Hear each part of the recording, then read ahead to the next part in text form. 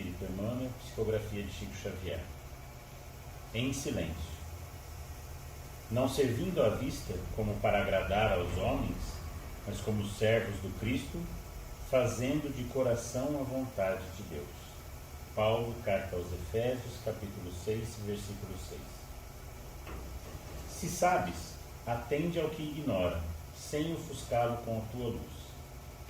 Se tens, ajuda ao necessitado, sem molestá-lo com tua posse. Se amas, não firas o objeto amado com exigências. Se pretendes curar, não humilhes o doente. Se queres melhorar os outros, não maldigas ninguém. Se ensinas a caridade, não te trajes de espinhos, para que teu contato não dilacere os que sofrem. Tem cuidado na tarefa que o Senhor te confiou. É muito fácil servir à vista. Todos querem fazê-lo, procurando o apreço dos homens. Difícil, porém, é servir às ocultas, sem o ilusório manto da vaidade. É por isso que, em todos os tempos, quase todo o trabalho das criaturas é dispersivo e enganoso. Em geral, cuida-se de obter a qualquer preço as gratificações e honras humanas. Tu, porém, meu amigo, aprende que o servidor sincero de Cristo fala pouco e constrói, cada vez mais, com o Senhor, no divino silêncio do Espírito. Vai e serve. Não te deem cuidado às fantasias que confundem os olhos da carne e nem te consagres aos ruídos da boca. Faze o bem em silêncio. Foge às referências pessoais e aprendamos a cumprir de coração a vontade de Deus.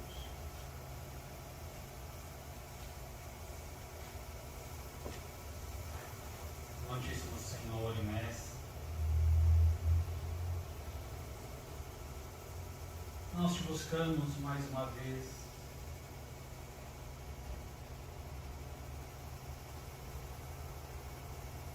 para receber de ti as bênçãos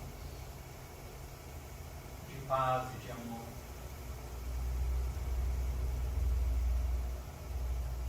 E o amparo para a realização de nosso singelo estudo da doutrina espírita.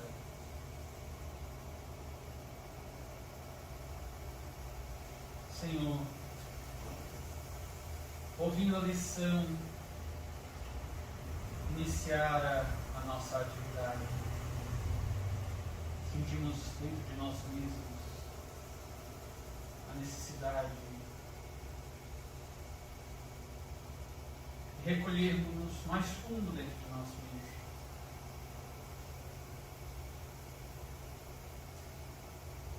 Para que o amor possa ser descoberto e revelado em nossas ações. A qualquer instante, em qualquer ocasião, de maneira discreta, ou mesmo as ocultas, no verdadeiro exercício da caridade. Desejamos dizer-te, Senhor, necessitamos de tua ajuda para vencermos as nossas vaidades e o nosso orgulho. E, sobretudo, Senhor, adquirindo estes conhecimentos acerca do tema do suicídio, para que possamos nos tornar, conforme as nossas possibilidades pessoais, servos teus e da Mãe Santíssima, no socorro a todos aqueles que sofrem e pensam em fugir da vida pela porta do suicídio. Amantíssimo Senhor, agradecemos-te por tudo e pedimos-te que permitas aos bons espíritos estarem conosco nesta reunião fraterna, abençoando-nos, envolvendo-nos em vibrações de paz e saúde. A ti todas as honras, louvores e glórias, hoje e sempre. E assim seja.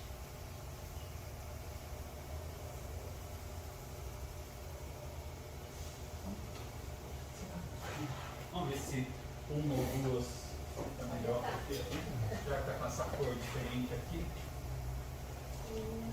Setembro amarelo. Hã? Ah, é o setembro amarelo. Olá. Oi, boa noite. Boa noite. Ah, acho que dá pra ver, né? Muito bem. Tá ótimo. Boa noite. Então, tudo bem. Oi.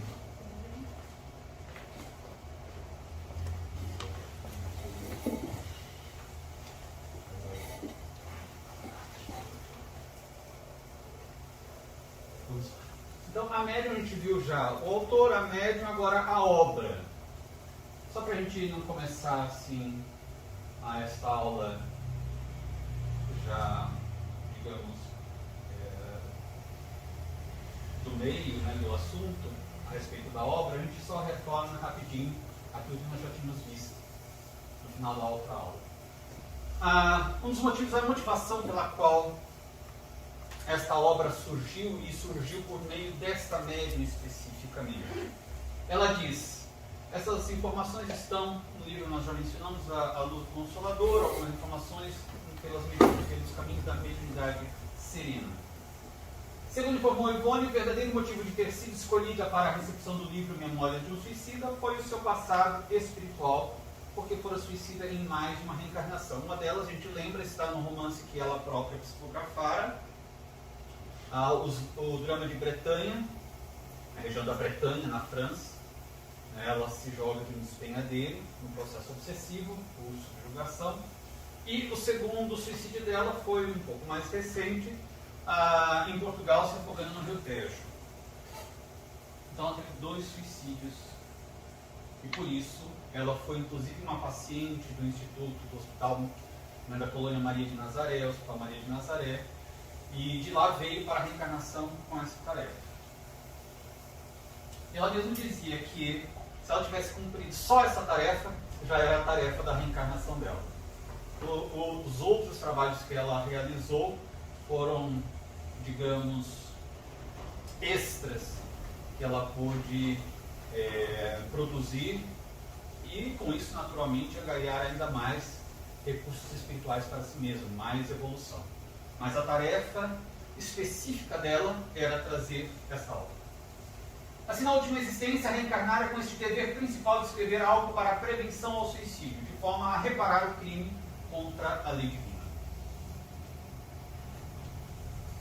E o vínculo com o autor? A gente mencionou que ela estava com 12 anos de idade, e ela foi a uma festinha de aniversário de uma amiga, de uma amiguinha, e lá ela viu o espírito, mas ela não sabia ainda quem exatamente era aquele espírito.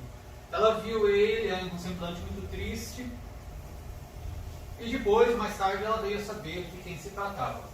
Acabou sabendo de sua identidade e também que ela teria vivido em Portugal na mesma época, ele teria vivido em Portugal na mesma época em que ela, na sua reencarnação anterior, naquela em que ela se suicida, né, afogando-se no Rio Tejo, teria se suicidado em Lisboa. Como seu pai, naquela reencarnação, que é o espírito Charles, é um autor de várias obras que ela psicografou, vários trabalhos dela. Era um dos guias espirituais dela junto com o Dr. Bezerra de Menezes. Charles era, naquela reencarnação, um médico espanhol muito famoso da aristocracia, digamos, não apenas da Espanha, mas europeia, vivia em todos os círculos aristocráticos. Inclusive conhecia Allan Kardec.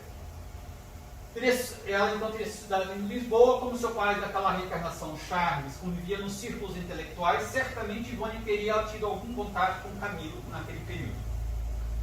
É interessante porque um dos autores também portugueses de poesias, que consta do livro Parnaso, que é além túmulo, livro de poesias que Chico Xavier psicografou, era um poeta português, e numa mensagem que ele enviou por psicografia de Chico a Dona Ivone, ele menciona que ele se recordava da época em que ele estava reencarnado na época em Portugal, da repercussão, né, da notícia daquele suicídio, era o suicídio dela. E tinha tido contato, conhecia inclusive Charles, né, aquele médico, tinha outro nome naquela época. Então aí nós tínhamos o vínculo, na verdade, que ela vivera mais ou menos na mesma época, né, e certamente o Camilo Castelo Branco, que era um escritor português famosíssimo, deveria ter conhecido o pai dela naquela reencarnação, e provavelmente ela deve ter tido contato pessoal com ele também antes de se suicidar-se. E o segundo vínculo é que ambos se suicidaram, ele com um tiro na cabeça, ela por afogamento naquela reencarnação. Notemos que a questão das afinidades, quando a gente fala em afinidade, não é apenas assim, eu gosto do que você gosta, eu gosto do mesmo tipo de música que você ouve. Não é exatamente isso. As afinidades são várias, inclusive fluídicas. Quem tem determinados comportamentos irradia, tem uma irradiação específica. E que vai vincular-se, vai conseguir melhor sintonia com outras pessoas encarnadas ou desencarnadas, que também geram irradiações semelhantes. Nós lembramos daí da lição de André Luiz, no livro Mecanismos da Mediunidade, Lei do Campo Mental. Cada criatura consciente, em qualquer lugar do universo, cada criatura humana, cada ser humano consciente em qualquer lugar do universo, somente assimilará as forças, as energias com as quais sintonize, com as quais se afeiçoe, é a palavra específica que André Luiz usa neste conceito de lei do campo mental. Então, se eu penso em alguma coisa, negativa ou positiva, imediatamente estou me conectando a todas as mentes encarnadas ou desencarnadas, ou a várias delas, que estão naquela mesma faixa vibratória. Eu irradio as minhas forças e elas se conectam comigo e eu me conecto com elas. E além disso, passo a assimilar também as ondas vibratórias que já estão esparsas no ambiente, que André Luiz chama de formas pensamento. Então, além de me conectar com mentes, assimilo formas, pensamentos daquela mesma vibração. Por isso que alguém triste, se permanecer na tristeza, não sair rapidamente daquela faixa vibratória, começa a sentir uma tristeza gigante, muito maior do que a própria tristeza. Porque não está mais sentindo apenas a própria tristeza, está se conectando a outras mentes tristes, encarnadas e desencarnadas, e está assimilando formas, pensamentos de tristeza. Então, vira uma bola de neve. É como se entrássemos numa sala de bate-papo de determinado assunto específico. Num grupo de WhatsApp de um determinado assunto específico, todo mundo falando do mesmo assunto, nos conectamos. Voluntariamente, porque nós queremos conectar o pensamento, nós selecionamos os nossos pensamentos, as nossas tendências. Então, isso é uma coisa muito interessante para que a gente possa entender também o fenômeno da mediunidade. As ondas similares se atraem, daí para determinadas tarefas específicas. Por exemplo, como que nós entendemos a vinculação tão profunda, ou digamos, a parceria tão, digamos, quase perfeita, vamos dizer perfeita, mas uma parceria tão extraordinária, mediúnica, Chico Xavier e Emmanuel. Ou, se pensarmos aqui do Nivânio Amaral Pereira e Dr. Bezerra de Menezes, procuremos livros psicografados, escritos por Dr. Bezerra de Menezes, por meio da mediunidade de alguém, que tenham sido livros de romances. A única médium que temos conhecimento que recebera livros romanceados do Dr. Bezerra de Menezes foi Dona Ivone. Chico Xavier recebia muitas mensagens psicografadas. Divaldo, por psicofonia, algumas também psicografadas. Mas só Dona Ivone recebeu romances do Dr. Bezerra de Menezes. Por qual razão? O próprio Chico informara a ela, e ela conta isso numa entrevista, que ela tinha sido filha do Dr. Bezerra de Menezes. E que ele tinha um carinho enorme, um vínculo muito profundo com ela. E depois, mais tarde, ela tem a confirmação, porque ela psicografa um livro que fala a respeito de uma reencarnação dela, quando ela participara, digamos, como personagem, vítima, daquela terrível noite de São Bartolomeu na França. Na época do reinado de Charles IX, na verdade sua mãe, a Catarina de Médicis, é que reinava em realidade. E no casamento da rainha Marguerite com um outro protestante, porque a França era católica, mas um rei protestante, a grande Henrique de Navarra, há um grande massacre dos chamados huguenotes, que era a palavra pejorativa utilizada para designar os protestantes. Paris estava repleta de pessoas da França e também de outras localidades,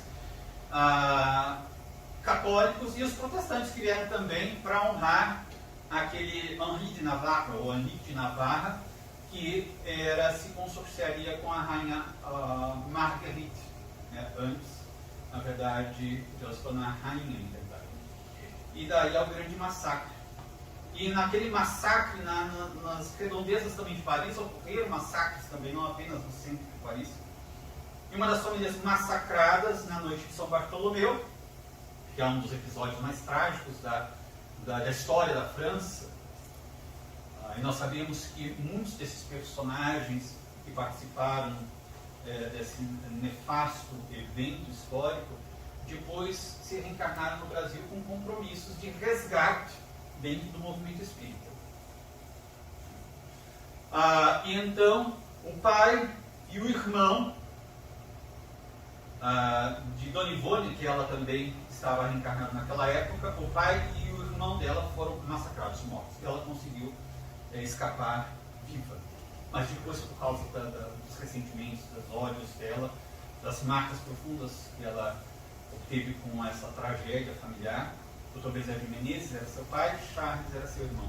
Ela comete uma série de desatinos que acabam comprometendo por longas reencarnações, vários séculos. Então, aí nós vemos nessa reencarnação do Dr. Bezerra de Menezes como pai de Ivone. Daí o vínculo profundo entre ambos. Então, essas parcerias mediúnicas de maior relevo, a gente entende que elas se constroem ao longo do tempo, por vínculos muito profundos. Aí a gente compreende também que o fenômeno mediúnico exige uma série de recursos, de elaborações, que não são tão simples. Para que o fenômeno se aperfeiçoe e dê bons frutos, é necessário paciência, perseverança e treinamento ao longo de um bom tempo. Então, os médiuns se formam melhores e se tornam melhores não apenas no exercício mediúnico em uma reencarnação, no exercício mediúnico de reencarnações sucessivas. Assim a gente compreende que esses médiuns que conseguem realizar grandes fenômenos, não apenas a mediunidade ostensiva em si própria, mas a mediunidade ostensiva com bons frutos, frutos de boa qualidade. Estes são espíritos ou almas que vêm se educando dentro do processo mediúnico, e um processo mediúnico educado em padrões morais há muitos séculos. Então aqui a gente entende também todo esse contexto de como, por que determinados médiuns são escolhidos para determinadas tarefas. Em 1926, Ivone participou de uma reunião mediúnica no Centro Espírita de Lavras. Naquela sessão, nós já vimos isso também, a médium não apenas viu o Espírito Camilo, como dele recebeu uma primeira mensagem convidando-a para fazer um livro sobre suicídio com ele. Ela mesma relata que naquela época ela não tinha grandes conhecimentos doutrinários, ela tinha lido já, estudado algo do Livro dos Espíritos, do Evangelho segundo o Espiritismo, mas não tinha ainda aprofundado seu conhecimento, por exemplo, no Livro dos Médiuns, ou depois em A Gênese, também Céu e Inferno, ou obras subsidiárias. Ela estudou todas aquelas obras clássicas do Espiritismo, tanto de Leon Denis, que ela se debruçou sobre o estudo desses livros. Mais tarde a gente vai ver que ela conseguiu, inclusive, o auxílio dele para esta obra, mas também como de obras de William Crookes, de Ernesto Bozano, de Alexander Aksakov, de outros também estudiosos da doutrina espírita, cientistas da Europa, de maneira que ela teve um excelente embasamento doutrinário, além de receber as instruções e orientações dos seus próprios guias espirituais. Então, mas nessa época, ela mesma confessa que o seu conhecimento doutrinário não era tão profundo assim. sobretudo na questão da mediunidade, e ela vai se basear muito, por exemplo, na obra O Livro dos Médiuns, para explicar vários depois fenômenos que ela descrevera, ela não, o espírito descrevera nas páginas de Memórias de um Suicida, que ela não entendia exatamente. Dessa forma, ainda mais nas reuniões do Centro Espírita de Lavras, Camilo começou a escrever por Ivone as primeiras mensagens que comporiam a obra mediúnica.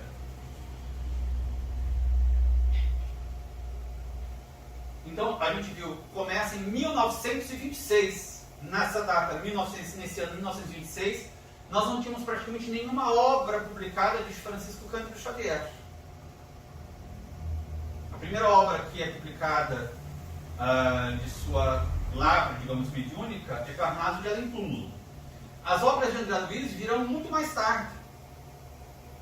E nós recordamos que, de início, as obras de André Luiz não foram bem aceitas no movimento espírita. Houve até um certo receio da própria Federação Espírita Brasileira.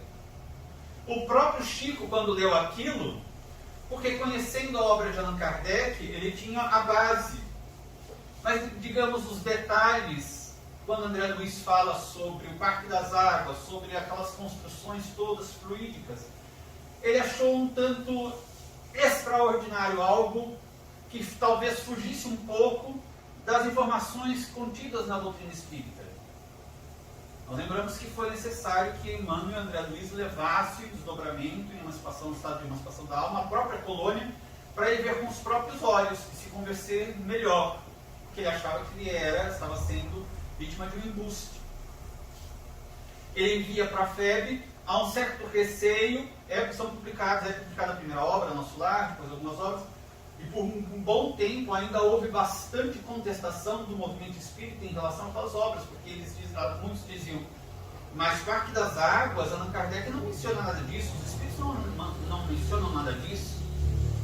E a própria Ivone vai se basear muito também, como nós mencionamos em Livro dos Médiuns, por exemplo, em Laboratório do Mundo Invisível. Isso a gente vai ter isso em mente muito claro, ou ainda no capítulo Os Fluidos da obra Gênese, para a gente compreender todas as construções psíquicas e bioplásticas, por exemplo, o próprio Vale dos Suicidas. Isso é um tema que a gente vai começar já hoje do estudo do primeiro capítulo.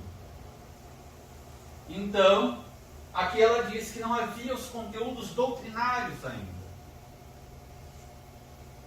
Então começa em 1926 a escrita, digamos, do livro, a recepção do livro, e a gente vai ver que demora um bom tempo, 30 anos, para vir a primeira edição do livro. A gente vai compreender por que demorou tanto assim. Ela diz, o livro era uma mensagem, digamos, ele era um escritor famoso, com qualidades literárias excepcionais, mas também ele próprio não tinha grandes conhecimentos doutrinários. Então não tinha como colocar isto. E outra, ele ainda trazia muitos os resquícios das tendências mais humanas, digamos assim, de agradar, a necessidade de agradar com o seu estilo, né, de repetir o seu estilo, de agradar as pessoas, aqueles seus leitores, a forma como ele foi consagrado na Terra. Então, às vezes, excessos de descrições que eram desnecessárias. Então, o livro tinha toda uma estrutura narrativa muito boa para os gostos humanos, mas faltava ainda o acabamento para que fosse incluído, ou fossem incluídos naquele trabalho, os conceitos doutrinários e também, digamos, dado um aperfeiçoamento na própria narrativa para que ela não ficasse extensa demais e apenas para atender-se a um gosto literário, ao estilo literário de época. Sentindo-se insegura sobre a autenticidade daquelas informações e qualidade do trabalho, a médium guardou a obra mediúnica por muitos anos. O mesmo, digamos, a mesma reação que Chico Xavier teve quando recebeu o Nosso Lar, ela teve muito antes, porque a recepção do Nosso Lar foi muito depois, de 1926, bem antes, ela ainda muito jovenzinha, recebe esses relatos também surpreendentes da vida espiritual. Então ela fica muito insegura. Ela mesma diz, eu não tinha conhecimento ainda muito bem estruturado da doutrina espírita. e não tinha parâmetros ainda para ela entender se aquilo realmente era verdadeiro ou não.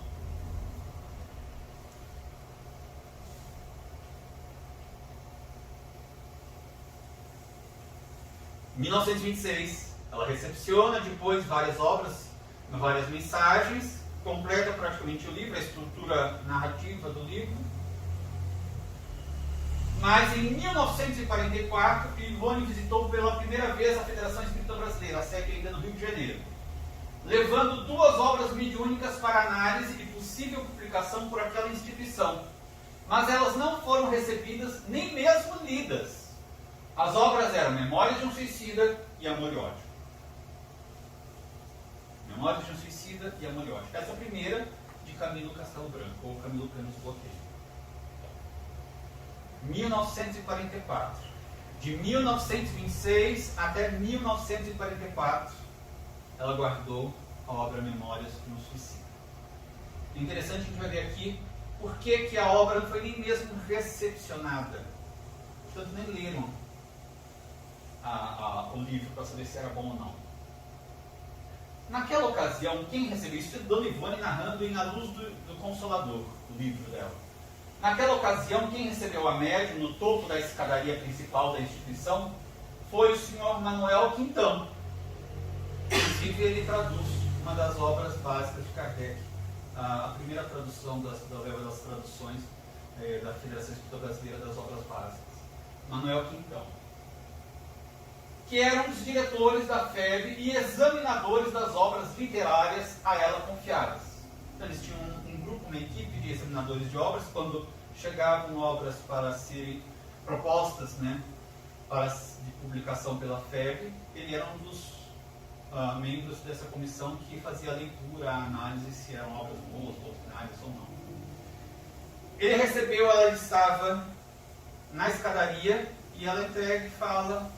Quando Ivone explicou que levava 2 livros ao exame da federação, então cortou-lhe a palavra dizendo, deixa ela terminar.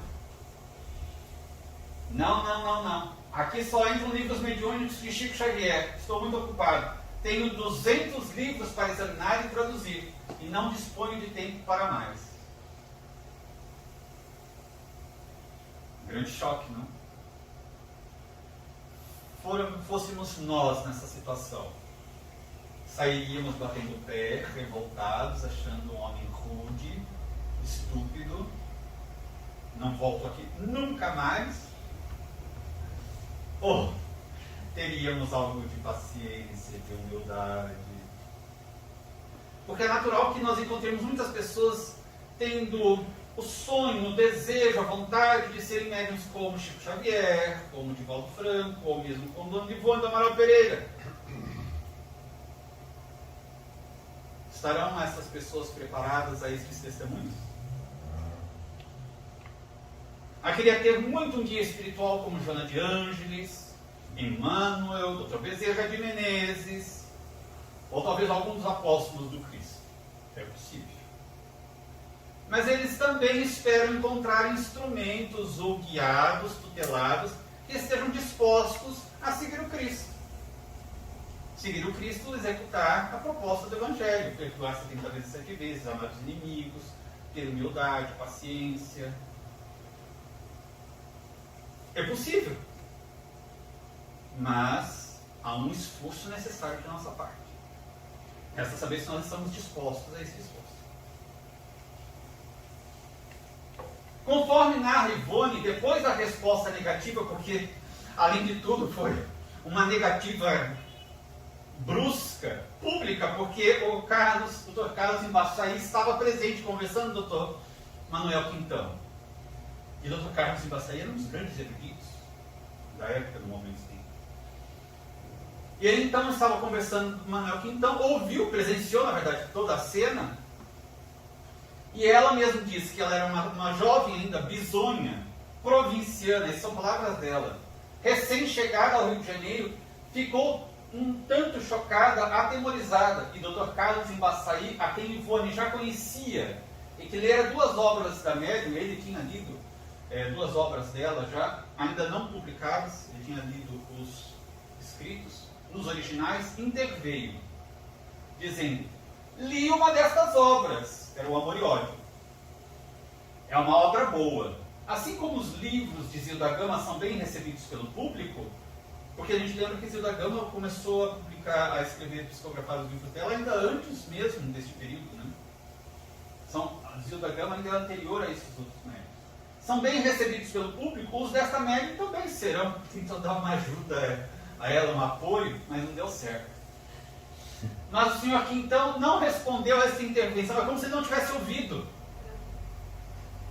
Essa intervenção conciliatória do doutor Embaçaí, e continuou a conversar com seu amigo, ignorou a Dona Ivone.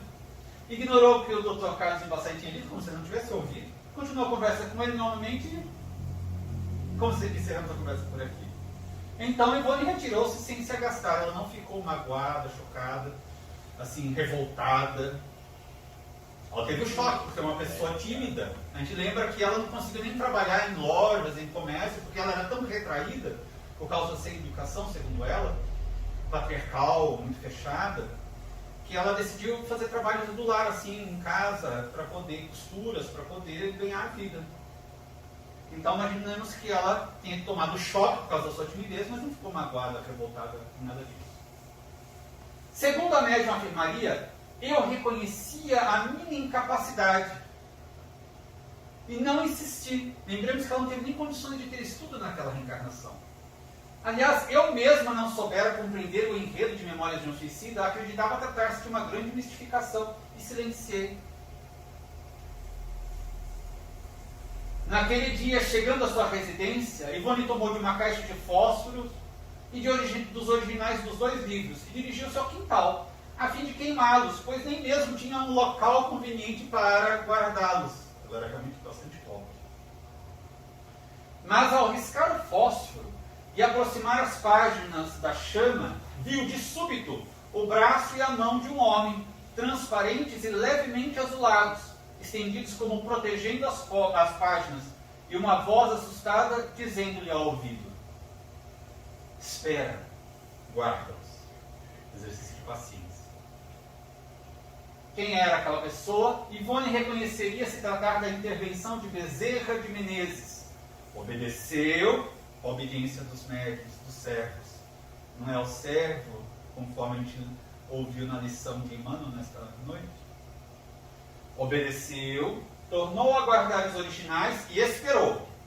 Advieram-lhe em seguida terríveis provações e testemunhos pungentes. Sofreu, lutou penosamente, deu todos os testemunhos que a lei de Deus exigiu de suas forças. Ali já tinha sido um testemunho. Ao levar aquele choque. Dr. Manuel Quintão, certamente foi, e ela mesma disse, depois ela identificou que ele tinha sido, aquele comportamento dele foi teleguiado pelos benfeitores. Não foram pelas trevas, não. Foi pelos benfeitores, para testar a médium, inclusive. Divaldo Franco costuma dizer que os guias espirituais, para delegar uma tarefa de maior responsabilidade e seriedade para algum médium, eles testam o seu médium por cerca de pelo menos de 10 anos.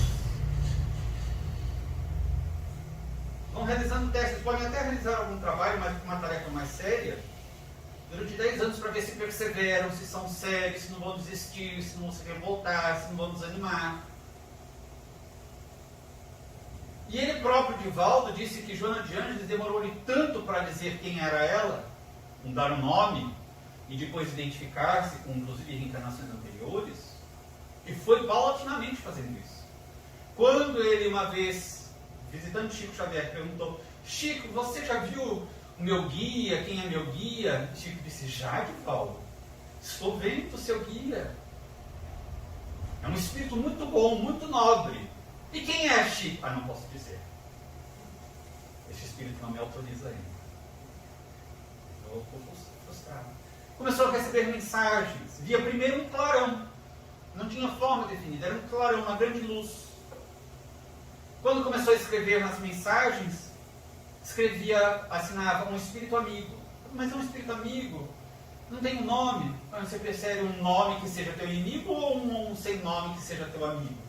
Depois, com o tempo, quando ela se identificou com o nome Joana, só Joana, depois, e quando ela depois apresentou-se com outras informações sobre as suas experiências reencarnatórias, os vínculos com o Divaldo. Ele questionou-a, por que não disse antes? E ela respondeu, já que perguntou, porque não confiava em ti. Eu te achava muito imaturo.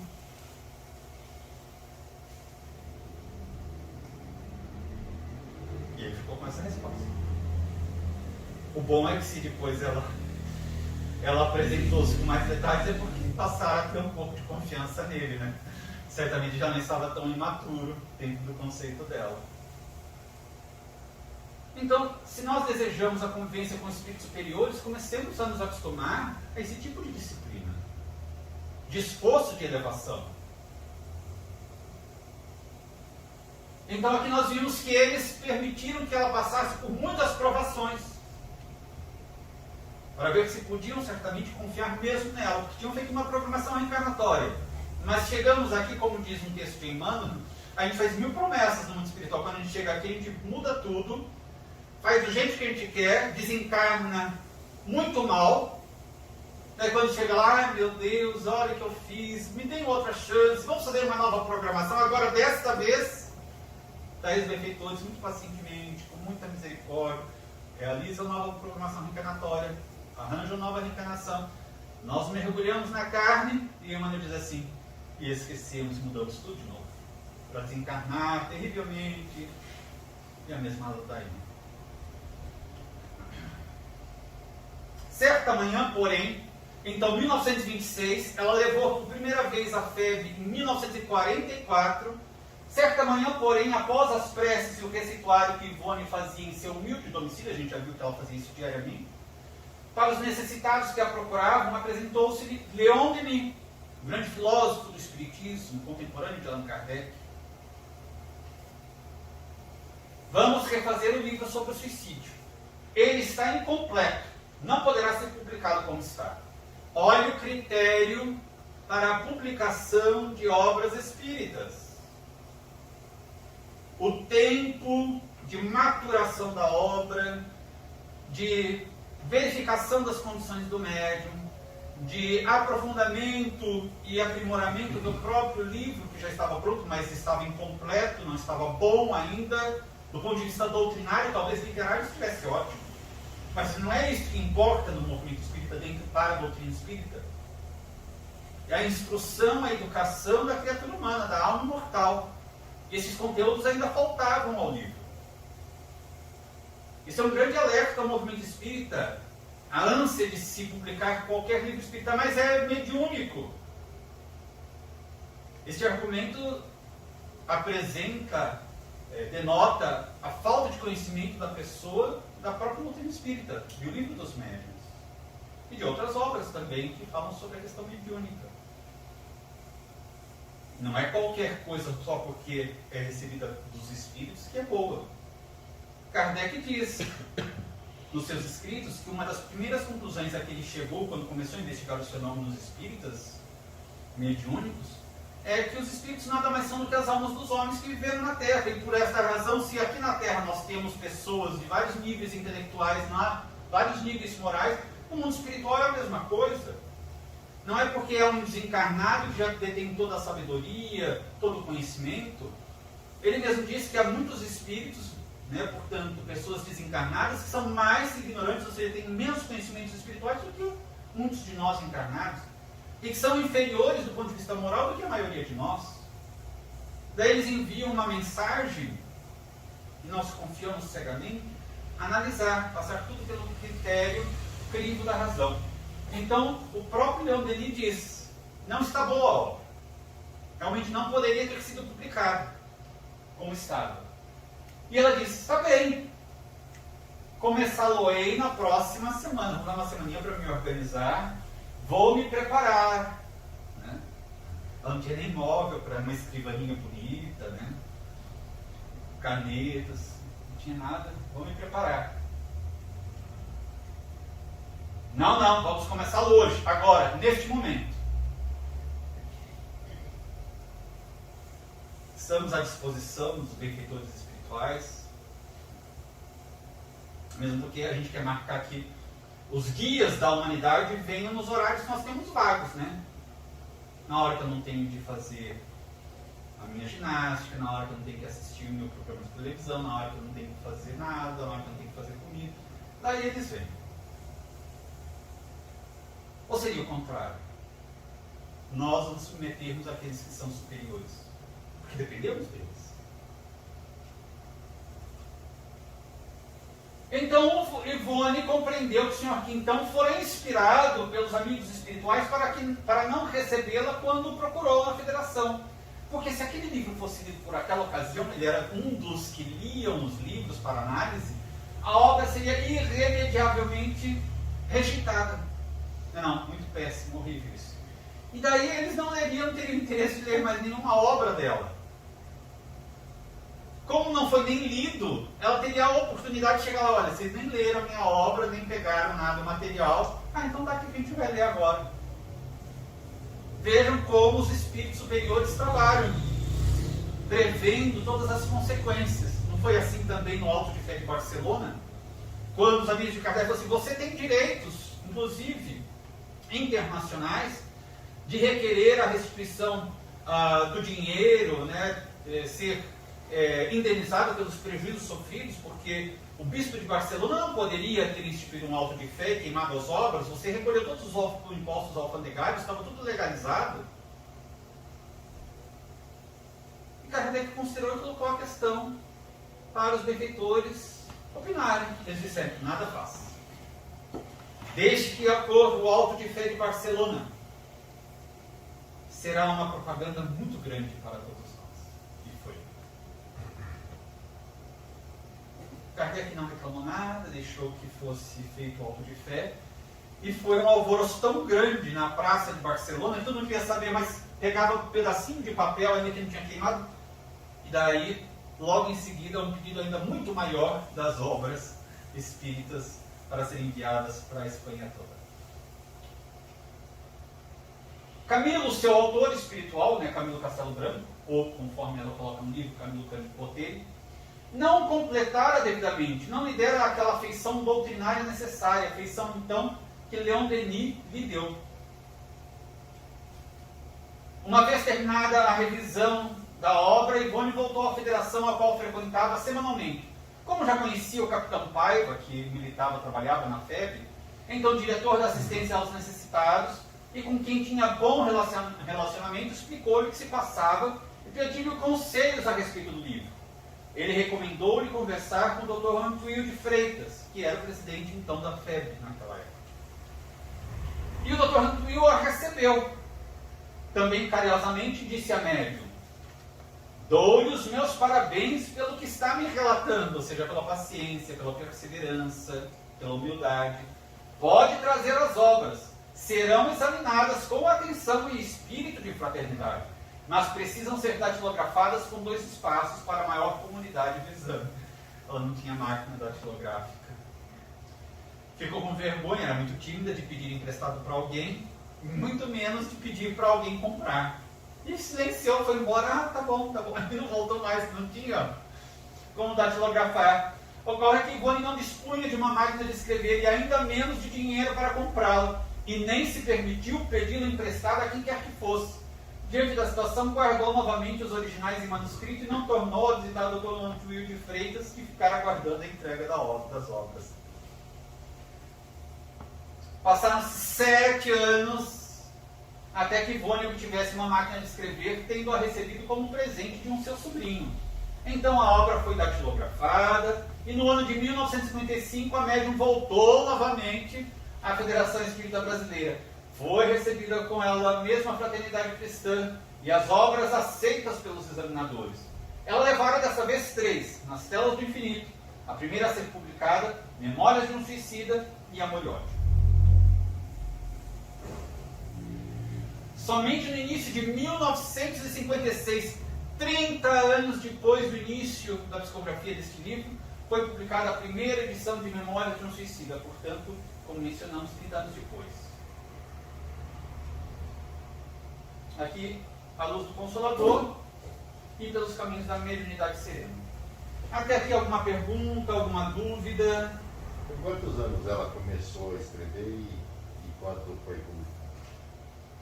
Ela tinha, acho que 20 e poucos anos, para a gente ver aqui já para fazer o cálculo certo, daí eu peço para aqueles que gostam mais de matemática para...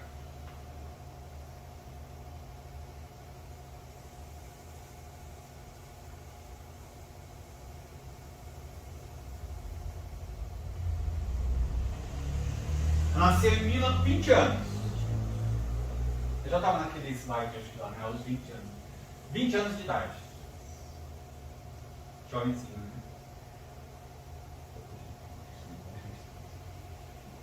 Com 20 anos, portanto, 50 anos foi publicada a obra, né? É isso? É.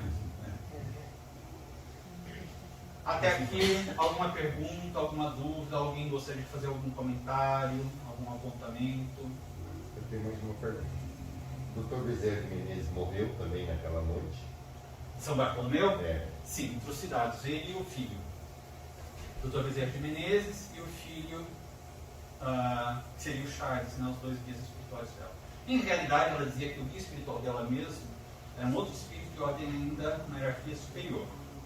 Mas que muitos anos mais tarde, muito tempo depois, ela veio a saber de quem se tratava. Era um espírito que se apresentava como de uma origem oriental. Lembrando que o próprio Charles, também, um dos romances que ela psicografou, é relatado uma reencarnação que os dois tiveram, que foram consorciados, e que foi na região da Pérsia. Então, por isso que o próprio Charles também se apresentava no mundo espiritual, talvez se apresente até hoje, se estiver desencarnado, com trajes orientais, até mesmo indianos. Mas os dois foram mortos, Dr. Bezerra de Menezes e Charles. Ela foi a única que sobreviveu, conseguiu fugir. E sobreviveu também a noiva de Charles. E daí ela se revolta e se perde. E um dos personagens deste livro, né, que relata a noite de São Bartolomeu, aquele que era o executor, o coordenador assim, dos massacres, a mando da coroa da França, ele é aquele mesmo Roberto de Canaleiras. Depois se reencarna e ela passa a ter contato com ele na Terra por causa das cartas em Esperanto. Ele era esperantista na Polônia, ela era aqui no Brasil, e as cartas dele se cruzam. Não é interessante isso? E sem saber, nem ela sabia mesmo, só muito mais tarde, o Dr. Bezerra e Charles dizem: esse é Roberto de Canaleiras. Mas assim que as cartas se cruzaram e começaram, porque era comum os esperantistas trocarem cartas assim de fraternidade, né, para treinar inclusive o idioma, mas ela sente algo incomum com relação àquela pessoa que ela não conhecia, né, só por carta, e ele é a mesma coisa. São estes encontros. Júlio, sobre o Esperanto, a FEB ela lança um áudio com uma imagem, na verdade, na página deles do Twitter, que eles leem em português e depois leem o mesmo trecho em Esperanto. Ah, é? Então, sempre são trechos de Emmanuel ou das próprias obras básicas. Então, lê em português e depois lê em Esperanto. Ah, que bacana. Tem várias obras que a FEB publicou, né, de Chico Xavier, por exemplo, em português, e também tem em Esperanto. Por exemplo, o Sinal Verde tem também em Esperanto, que são mensagens curtas de André Luiz, né? E dá para acompanhar a leitura. Né? Então, você consegue associar como que eles falam, né, com a escrita. E o que é interessante no Esperanto é que há cursos, inclusive vários cursos gratuitos online, e a gramática do Esperanto é super curta e super simples. Cada letra só tem um único som. Não é que nem o X nosso, que tem praticamente 5 sons diferentes. O Esperanto? Tá achando fácil? Muito simples. Já desmentiu isso. Eu percebo que assim, o I, ele tem o som do I, e o J também tem som do I quando está no final. Tem algumas coisas assim, então é interessante acompanhar essa Esperantoi, não é? Tem um I no J no final. Na verdade, lembrando, porque o I, o J, na verdade, inicialmente, Era um I, só que com um som mais prolongado, né? Por isso que tem a perninha assim, mas era um I que modifica-se para dar um... Tanto é que em latim, justiça é escrito com J, mas é justicia, né? Então ele pegou vários elementos assim, de diferentes idiomas e montou o idioma universal.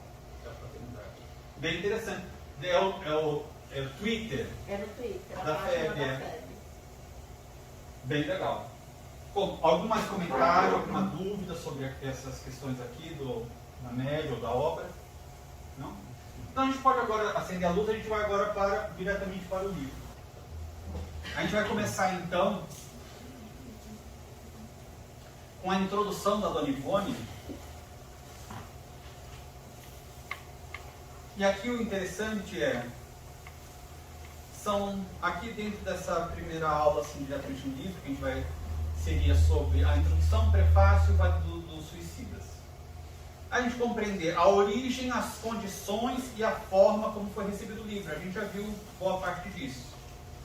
Compreender a necessidade de cuidados, critérios e responsabilidade para a publicação de um livro verdadeiramente espírita. Também a gente já viu boa parte disso. Depois, compreender a situação geral no além dos espíritos que cometeram suicídio, o impacto do ato suicida sobre seus corpos perispirituais, os ambientes em que permanecem temporariamente e como se formam estes ambientes, e ainda as condições para que possam ser resgatados do Vale dos Suicidas. E por último, compreender como se organizam os trabalhos de resgate daqueles espíritos no Vale dos Suicidas, com os cuidados necessários à segurança de todos.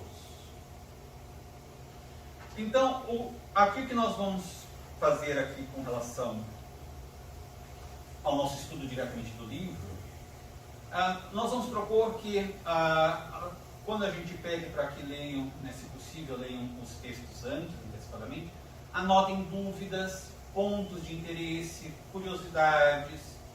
Se identificou, digamos, alguma informação que conseguiu relacionar com algumas das obras de Allan Kardec, ou de André Luiz, ou com outras obras espíritas sérias, naturalmente.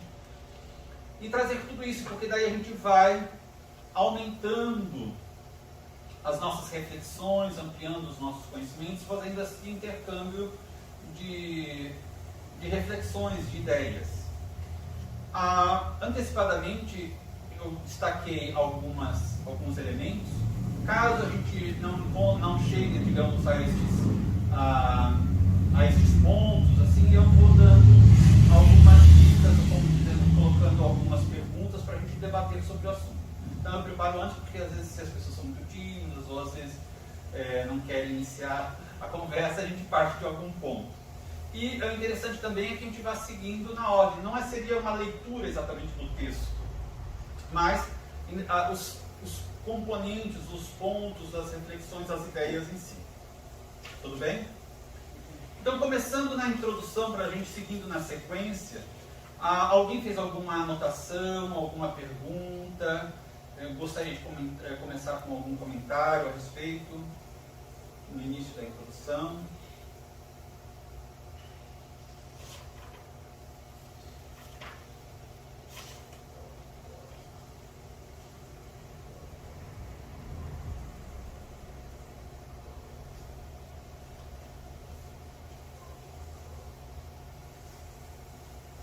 A primeira anotação que eu fiz, eu estou na página 9, Júlio.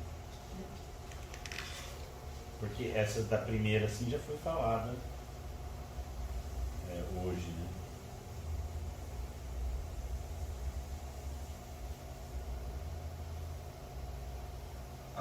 Uma coisa interessante sobre quando ela menciona de Leon Denis, não sei se todos já tiveram a oportunidade de ter conhecimento, estudar ou ler as obras dele. Nós temos Depois da Morte,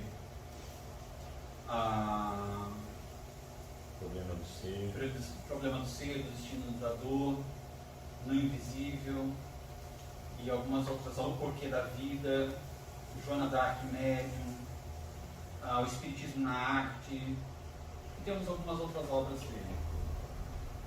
Ele menciona nessas obras que ele prometeria, ele escreveu em Encarnado, a gente lembra que ele teve uma vida muito difícil, inclusive já estava praticamente cego no final da reencarnação dele, e continuou escrevendo, pedindo para que alguém escrevesse por ele. E completou trabalhos ainda nessa condição de prática em seguida.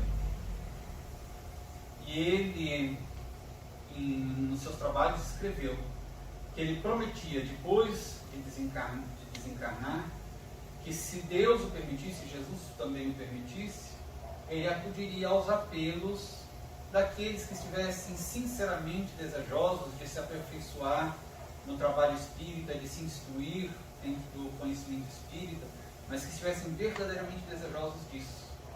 Se Jesus, se Deus permitissem a ele atenderia a esses apelos. E Dona Ivone pede. Ela começou a ler as obras dele, ficou tão encantada, começou a se debruçar nas obras, e ela mesma diz que, ela falou assim, ler algo de um autor, isso faz com que quanto mais a gente penetre, se aprofunde na vida dele, ou no trabalho dele, naquilo que ele escreveu, a gente crie mais vínculos psíquicos, fluídicos com este espírito. Ela falou, então naturalmente eu fui criando, porque eu estava toda hora lendo coisas dele, refletindo, pensando, questionando a mim mesma. E daí eu comecei a fazer esses apelos, e ele atendeu os meus apelos. Foi por isso, inclusive, que ele veio, ele assumiu daí os espíritos superiores, a gente vai ver isso no prefácio dele.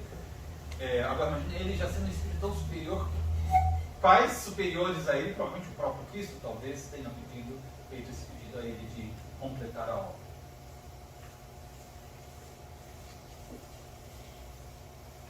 Ela diz, durante cerca de 20 anos tive a felicidade de sentir a atenção de tão nobre entidade no mundo espiritual. Isso 20 anos quando ela escreve aqui o prefácio, 1954, é isso, né? 56. Não, 56 foi a publicação. 57. Não, 57 é o segundo prefácio da segunda edição. 1954, quando ela escreve o prefácio. 18 de maio de 1954. Sim. Ela diz, durante cerca de 20 anos tive a felicidade de sentir a atenção de nobre espírito, aconselhando-me em outro momento, enxugando-me as lágrimas. Vejam como esses espíritos superiores são benevolentes. Nos momentos decisivos em que renúncias dolorosas se impuseram como resgates indispensáveis ao levantamento de minha consciência, engolfada ainda no opróbrio das consequências de um suicídio em existência pregressa. E durante 20 anos convivi, por assim dizer, com este irmão venerável. Claro que depois disso ela continuou convivendo com ele, né? É porque ela escreve até este momento de 1954. Por assim dizer, com este irmão venerável, cujas lições povoaram minha alma de consolações e esperanças, cujos conselhos procurei sempre pôr em prática, e que hoje, como nunca, quando a existência já declina para o seu ocaso, fala-me mais ternamente ainda, no segredo do recinto mínimo onde estas linhas são escritas. É interessante porque isso também é doutrinário. A gente vê em várias passagens da obra de Kardec, sobretudo no livro dos médiuns, que quando os espíritos superiores nos dão conselhos, nos dão informações, e nós não seguimos, porque eu sou uma pessoa da Terra, tenho que viver como todo mundo na Terra. Olha, os donos de espíritos sigam as instruções. Fora disso, se nós não seguimos, eles não se aborrecem, não se magoam, simplesmente se afastam. Então, desejamos ter espíritos tão nobres nos auxiliando? É possível. Dona Ivone insiste, se nós pedirmos com fé, com sinceridade, desejosos de aprender, eles nos atendem. Agora, uma vez que eles nos venham ter conosco, contato conosco, é necessário que nós, digamos, retribuamos essa misericórdia toda de alguma forma, com um esforço maior, para seguirmos os seus conselhos. Isso é importante. Se caso contrário, eles não vão se magoar, mas eles vão. E nós voltamos com a convivência com os bem baixos mesmo. Outro detalhe interessante aqui, antes de chegar na página que o Bruno mencionou, é que quando o espírito Camilo Castelo Branco, que é o escritor português tão famoso, começou a escrever as obras, ele se apresentou realmente como o escritor famoso português. E quis assinar e assinou os textos como Camilo Castelo Branco, ela afirma aqui. Mas ela, por um pudor, ela falou assim, quem eu sou? Eu sou mulher. Na época ela tinha quantos anos? e mesmo depois, nessa época de 1954, 55, tão jovem ainda, mulher, não tinha tido nem estudo. Uma obra mediúnica de um autor consagrado mundialmente. Não vai dar certo isso. Vão achar que eu estou desejando aparecer, etc. E o que é importante, conforme aprendemos na doutrina, é a mensagem.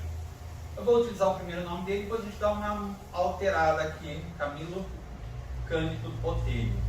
Só que ela não sabia que o nome Botelho também fazia parte do nome de nascimento dele. Ele deve ter assim, vai querer mudar mesmo, e inspirou, coloca Botelho. E colocou o nome dele mesmo. O nome dele. Então nós temos Camilo Cândido Botelho aqui na página, que também faltou só o branco no final.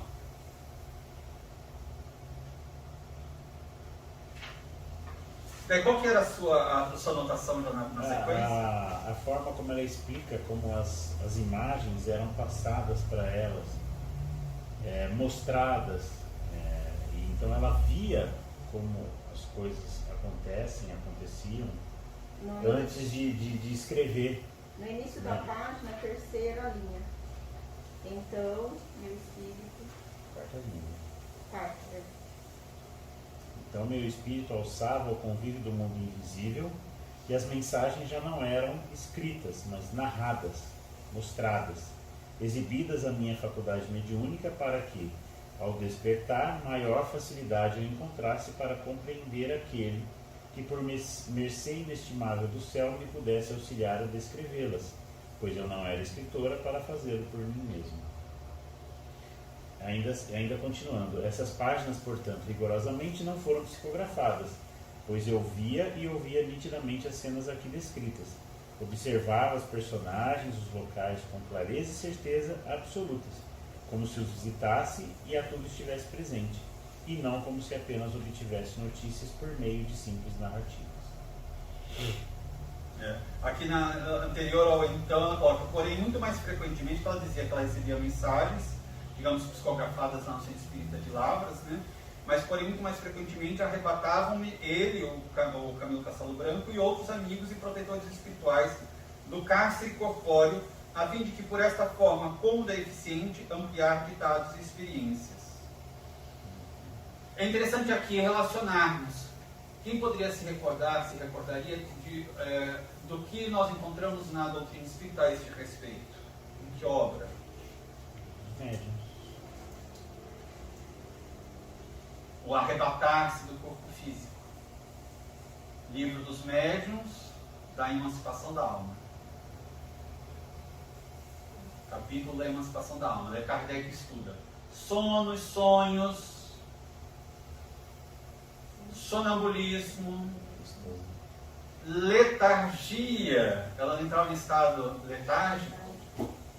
Letargia com a emancipação da alma. Lembra, desde os 29 dias de idade, que ela teve o primeiro fenômeno de letargia, estavam já preparando, tinha até comprado o caixãozinho branco, ainda bem que deu para devolver o caixãozinho, receber dinheiro de volta, o caixãozinho branco, entrou em estado letárgico depois, aos 8 anos, aos 16 anos, depois constantemente.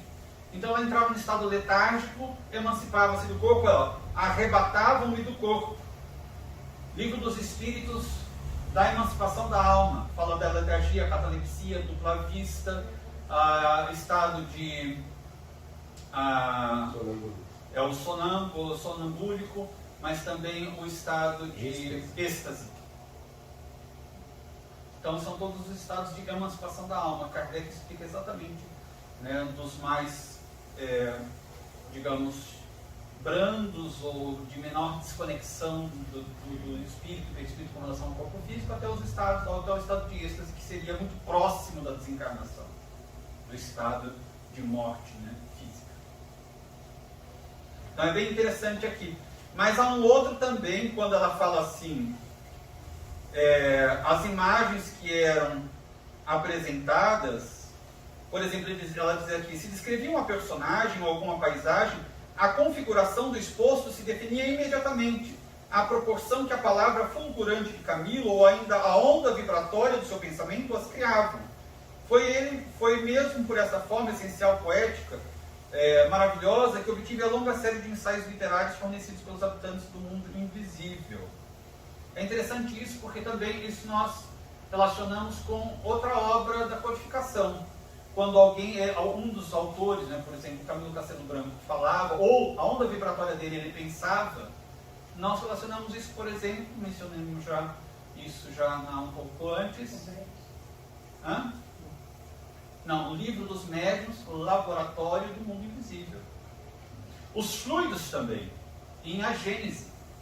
No laboratório do mundo invisível, Kardec conta um caso, depois ele faz até um questionamento aos benfeitores espirituais, e eles respondem uma série de perguntas a este respeito. Se não me engano, São Luís responde a essas perguntas, que é de um espírito que se apresenta a uma senhora, e ele traz uma caixinha, que é a caixinha que ele tinha quando encarnado, com fumo, rapé, não é? Rapé?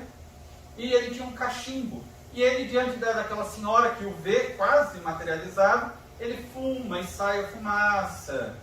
E daí Kardec pergunta, né, como pôde ter criado a caixinha idêntica, praticamente, idêntica à que ele tinha quando encarnado, estava lá no local ainda, mesmo cachimbo, produzir a fumaça. E a explicação, manipulação do fluido, ou dos fluidos. A gente lembra, o fluido cósmico universal preenche todo o universo. Ao pensarmos, termos uma ideia, um sentimento, nós manipulamos automaticamente, de forma consciente ou não, esse fluido cósmico universal e damos-lhes formas. Daí André Luiz chamar de formas pensamentos.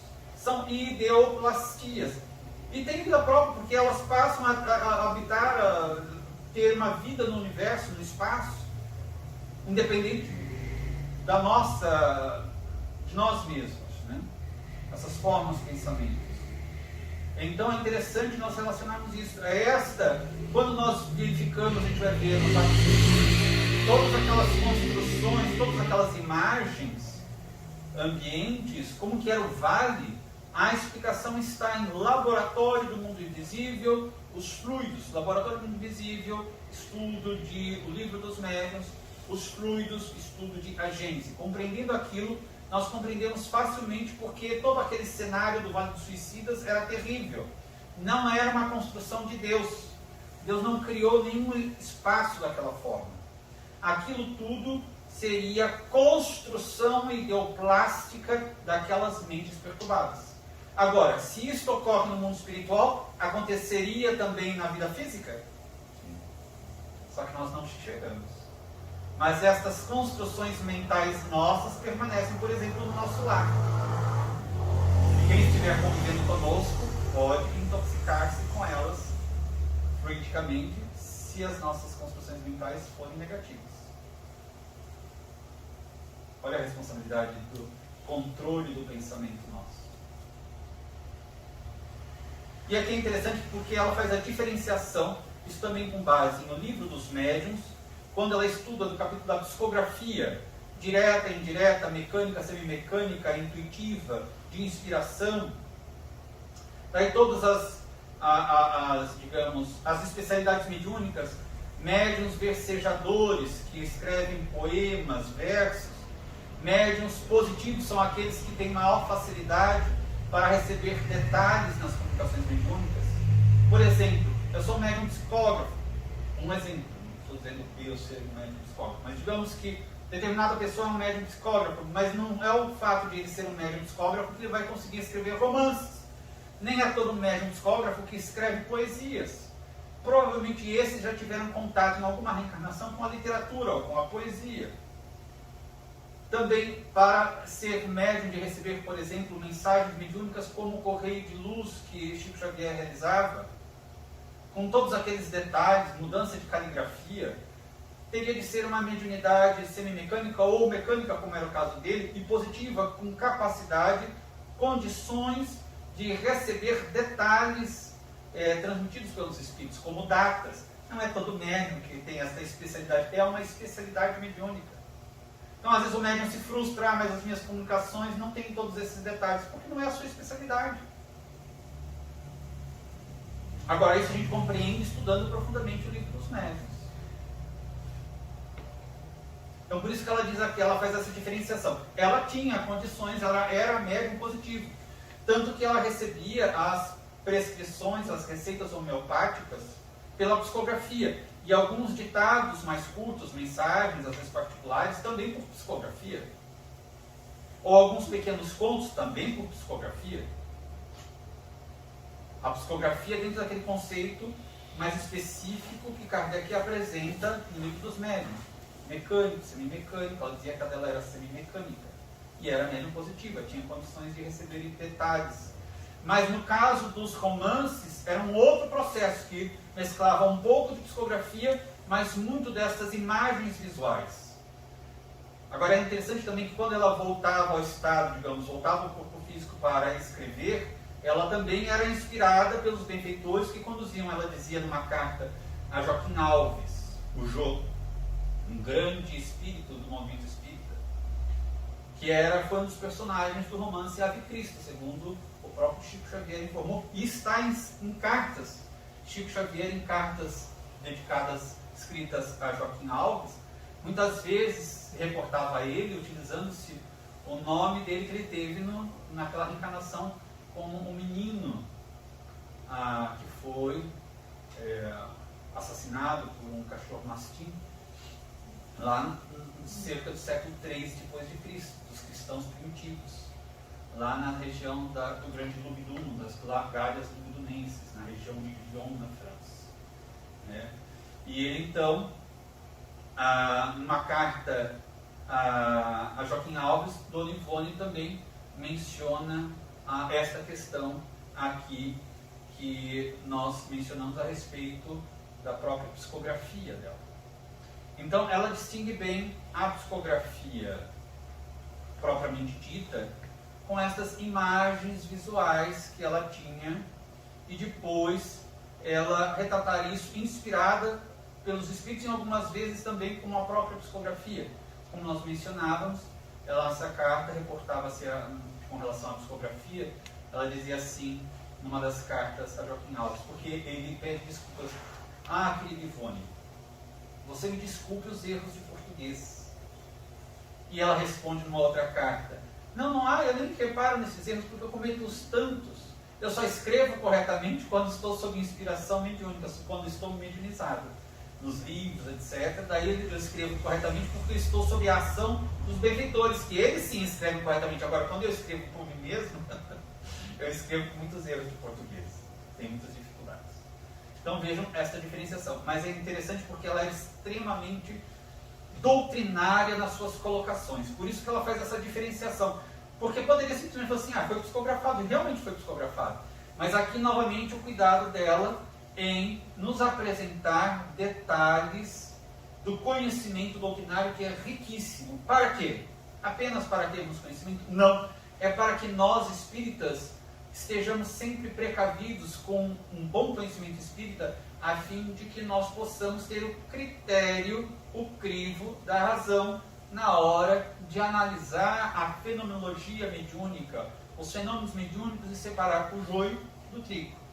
Quanto maior conhecimento nós tivermos, também bom senso, como diz Kardec, melhor a gente consegue evitar sermos iludidos por algo que foi mencionado e estudado, por exemplo, na nossa reunião pública da última quarta-feira, dos falsos cristos e falsos profetas, porque nós os temos tido em grande quantidade, sobretudo no movimento espírita. Nós não fazemos aqui não falamos isso em nenhum tom de perseguição, de crítica, de análise. Porque, sendo espíritas, Kardec diz que o espiritismo é fé raciocinada. Então, para que, se a própria obra, como o Evangelho segundo o Espiritismo, nos alerta, para que estejamos atentos, para não sermos ludibriados, para que a verdade prossiga sempre, produzindo bons frutos, é necessário separarmos a verdade do joio. E apresentarmos sempre aos nossos irmãos aquilo que seja a verdade, para que todo mundo tenha segurança.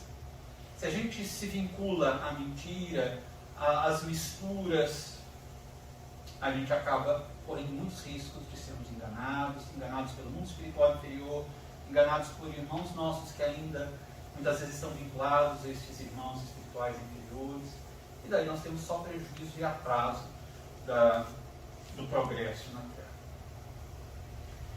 Até aqui, então, tudo bem? Alguma dúvida, mais algum comentário sobre essa parte que nós vimos? Então, daí na próxima aula a gente vai já direto para o... Só tiver mais algum detalhe que faltou mencionar no prefácio dela, senão a gente vai... Não, na introdução a gente vai para o prefácio também, que é curto, e entramos diretamente no Vale dos Suicídios. Se der tempo, então, nós pedimos para que todos leiam os réprobos. Daí, se der tempo, a gente entra já também nos réprobos. Tudo bem?